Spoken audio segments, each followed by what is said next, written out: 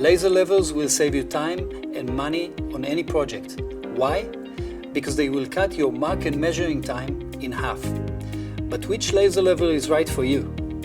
Should you choose the classic red laser or go with the newest green one? The main difference, of course, is the beam color. Because the human eye is 10 times more sensitive to the green wavelength spectrum, we will see the green laser beam much better and pick up on it quicker, even in bright light conditions. But it's more than just the beam color.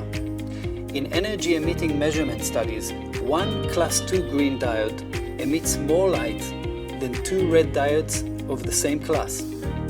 There are 2 more considerations: power consumption and, of course, price. In these 2 subjects, the red beam laser levels have the advantage with lower power consumption and lower prices. So in answer to the question, which laser level is right for you, red or green? The answer is, it depends on the project. Red beam laser levels are recommended for projects of shorter distance or that require you to leave the laser level on for long periods of time, while green beam laser levels are recommended for big projects in which time is of the essence and light conditions may be an issue. For more information, go to our website.